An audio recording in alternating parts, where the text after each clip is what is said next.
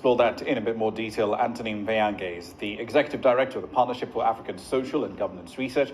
He joins us now live on the program. So severe lockdowns do come with an unacceptably high economic cost, but what should policymakers be doing in its place? Oh, thank you very much. I think there are a few things that policymakers can pay attention to. Allow me to mention a few. One is strengthening public and health and social measures. And here we're looking at things, how do they do vaccines, for example, access to remote areas? How do we increase awareness to talk about the need for public to understand and appreciate the urgency for vaccination, access to COVID-19 and its logistics, testing, mass testing particularly, very important, a quick turnaround. So that's one area to think about. There could also be rooms for technological innovation to think about, and we are looking at lockdown more broadly here, not necessarily because of the COVID vaccination, but also to think about the remote working, schooling, and how do we help public health, public schools to actually function and not to impose lockdown. We are talking about businesses for SMEs, e-commerce, how do we support them? How do we build the infrastructure that is needed? How do we build the right connectivity that is needed? And how do we make these access to these infrastructure and connectivity affordable for common citizens to be able to access them? But most importantly is actually to demystify the COVID vaccine hesitance.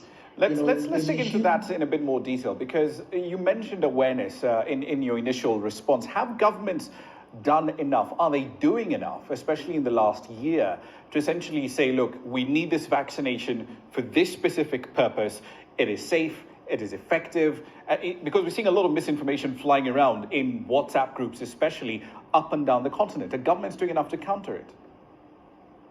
Yes, so I think there's so much information, and I like what the way you use misinformation. And I think how do we then build the trust? I think the challenges that African governments have been facing is how do you build the trust in the era of misinformation?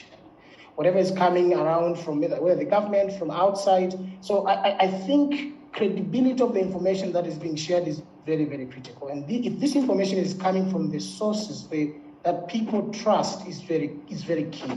And that is when we can think about people accepting, because as you rightly said, misinformation misguide people.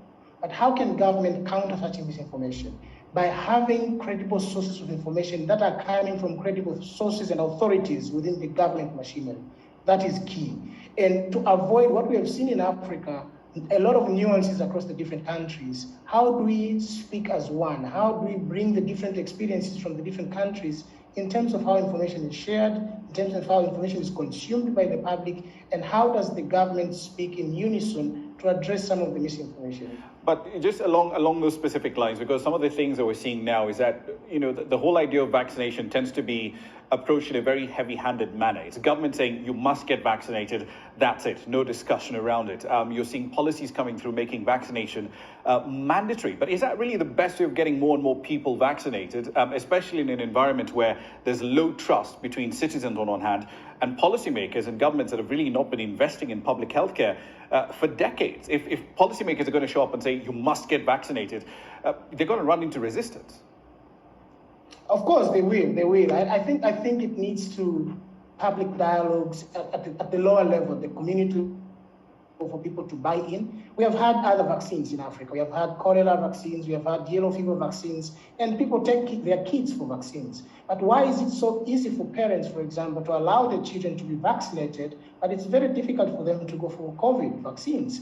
I think it has to do with it's a process. It's not a one thing you can just hand it down and say, hey, today we want you to vaccine. It's a process to engage. The government need to engage the citizens. They need to understand what are the benefits of being vaccinated. Why is it important?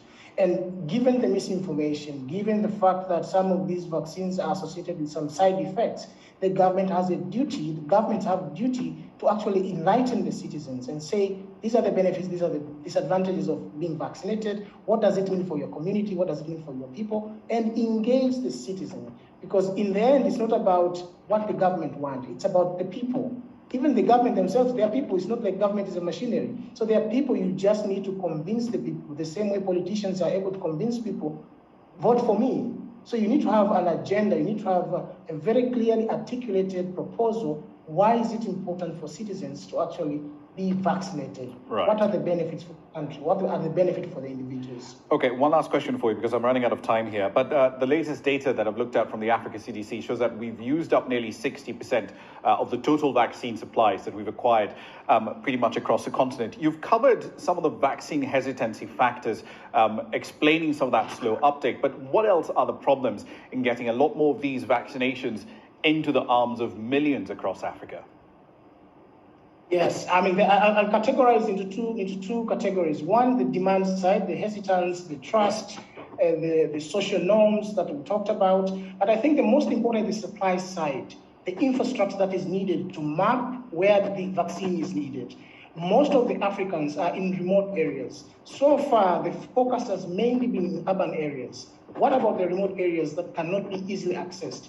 Do government have the infrastructure that is needed to be able to access the logistics that are needed for these vaccines to reach many people? Okay, what about the technology on the supply side? Can the government invent new ways of thinking and doing things to actually reach out to majority of Africans who cannot access these vaccines easily? So I think the focus should be pivoted towards the rural areas where majority of Africans are, where infrastructure is challenging, logistics are challenging. If these are addressed together with the demand side interventions, I think we will get something positive.